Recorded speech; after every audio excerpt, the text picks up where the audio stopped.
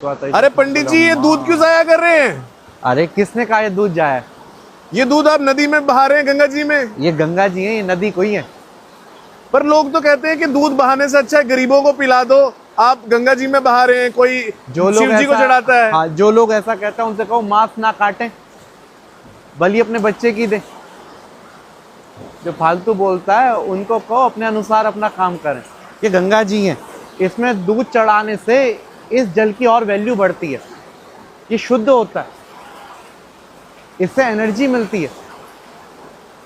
पर लोगों का आजकल जो ये बुद्धिजीवी बने हुए हैं ना ज्यादा, ये देखो। इनसे कहो विज्ञान की ओर जाएं।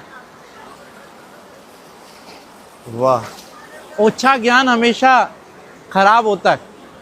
ऐसा क्या? अगर आप विज्ञान, आज जो युग है वो साइंटिफिक है, आप विज्ञान की अवस्था को पकड़े ना और विज्ञान के अनुसार देखें तो इसका बड़ा महत्व है। हम लोगों का तो ये हमारी अन्नदाता है, हम यही हमें सब कुछ दे रही है, तो इसको कुछ अर्पण करेंगे तो कुछ वो नहीं है, वैल्यू ही नहीं है। हाँ, क्योंकि हम इनको क्या दे सकते हैं जो हमें ही सब कुछ दे रहे हैं? माँ है, माँ से दूध लिया जाता, दिया नहीं जाता। लेकिन वैज्ञानिकता के अनुसार देखें तो दूध को भगवान शिव पे चढ़ाने से, दूध को जल में चढ़ाने से आपको कई फायदे हैं। सबसे पहला फायदा, आपका चंद्रमा मजबूत होता है, ठीक है? अच्छा। हाँ। दूसरा फायदा, आप शांत रहते हो। तीसरा फायदा, आपके दिमाग में ऊटपटांग बातें नहीं आती। नहीं, मेरे दिमाग में नहीं आई। पर एक्चुअली क्या होता है ना, मैं भी एक्चुअली इंटरनेट पे वीडियोस देख रहा हूँ। कुछ लोगों ने तो बॉलीवुड में पिक्चरें बना दी बड़ी बड़ी इसी टॉपिक को लेके कि ये अंधविश्वास है, आपने शिव जी को जल चढ़ा दिया, जल चढ़ा दो, ये दूध गरीबों को पिला दो, काम आ जाएगा, कुछ भूखे हैं उनके काम आ जाएगा। देखिए, सबका लालन पालन करने वाली तो वैसे गंगा जी खुद हैं। मैंने अभी बताया ना, इनको हम क्या खिला पिला सकते हैं जो हमें ही दे रही।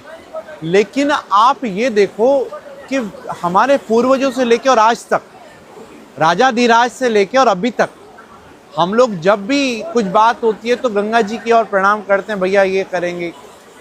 ये मनोती नहीं है, ये विश्वास है, और यही विश्वास एनर्जी है। मतलब दुनिया कहती रहे हम तो ये करेंगे, अपना धर्म निभाएंगे, कर्म निभाएंगे। एकदम। भाई, आप धर्म और कर्म के नाम पे मैं कुछ कहूँगा तो राजनीति हो जाएगी। आप कई सारी चीज़ें छोड़ दो ना। भाई, आपको एक शव को छूने के बाद आप नहाते हो, एक शव को जानवर अगर घर के आसपास मर जाए तो आप खुद नहीं उठाते, किसी और से उठवाते हो, और वही जानवर आप खाते हो। सही, बहुत सही। हाथी प्राकृतिक जीव है, शुद्ध शाकाहारी है, और उससे मजबूत मुझे नहीं लगता कोई और होगा। बिल्कुल।